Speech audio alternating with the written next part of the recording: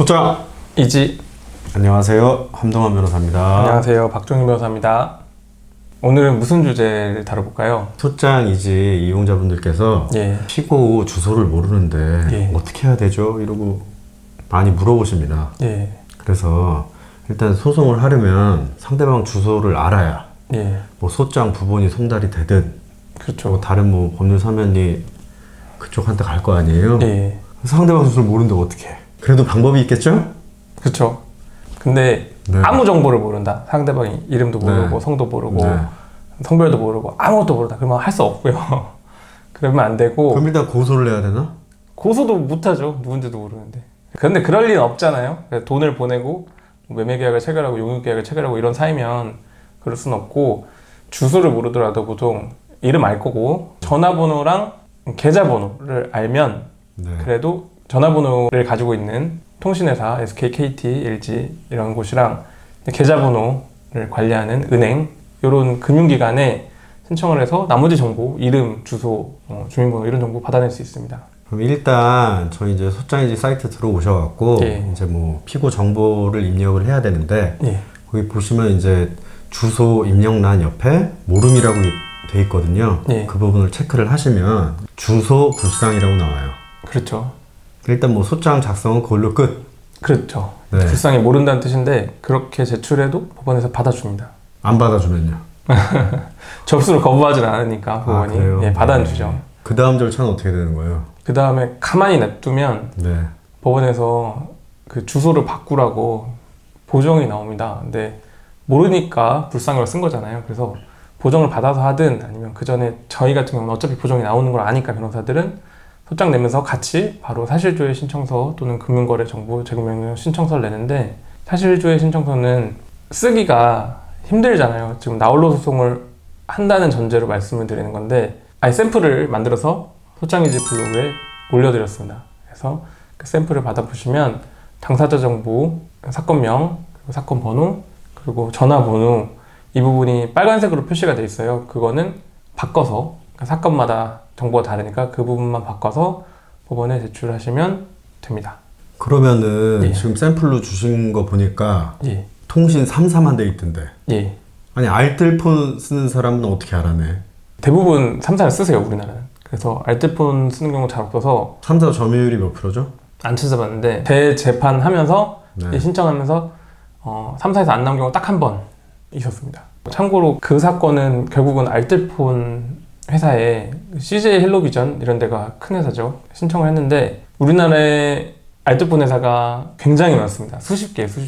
그런데 수십 개를 다 신청할 수는 없어서 점유율을 찾아봤어요. 기사를 찾아봤더니 점유율 한 6개 정도 회사가 또 알뜰폰 시장의 대부분이더라고요. 그래서 그 회사를 신청했는데 결국은 알뜰폰 회사에서도 전화번호는 분명히 알거든요. 우리가 피해자가 그분이 가해자였는데 가해자 전화하고 그 사람이 사과도 했어요. 전화로. 녹음도 있어. 근데 결국은 주소를 못 찾아서 알뜰폰 회사에서도 안 나왔어요. 그래서 소치하를 했습니다. 그 정도로 주소 찾는 게 굉장히 중요한데, 근데 이거는 굉장히 극단적인 예고, 저도 재판 여러 번 하면서 한 번 있었던 경우고, 대부분은 3사에서 나오니까 3사 해보시고 회신이 오거든요. 회신이 오면은 셋 다 주소를 모른다거나 셋 다 가입한 적이 없다고 회신이 오면 그때 알뜰폰 회사로 저희가 드린 샘플을 변경을 해서 제출하시면 되겠습니다. 네, 이렇게 이제 상대방 휴대폰 번호를 알면 이제 사실조회 신청을 하면 되는 건 알겠고, 그러면 이제 뭐 상대방 주소는 모르지만 송금한 계좌는 있어. 그랬을 경우는 어떻게 하죠? 그때도 사실조회 신청이랑 비슷하게 금융기관, 주로 은행이겠죠. 거기에 금융거래정보 제공명령 신청을 하는데 그것도 쓰시기 힘드니까 샘플을 만들어서 블로그에 올렸습니다. 그 주소를 여기 영상에 달아놓을게요. 사건명, 사건번호, 당사자 정보 빨간색으로 돼 있고 계좌번호도 빨간색으로 돼 있어서 그 부분을 고쳐서 법원에 제출하시면, 근데 우리은행이다. 그럼 우리은행에서 회신이 오겠죠.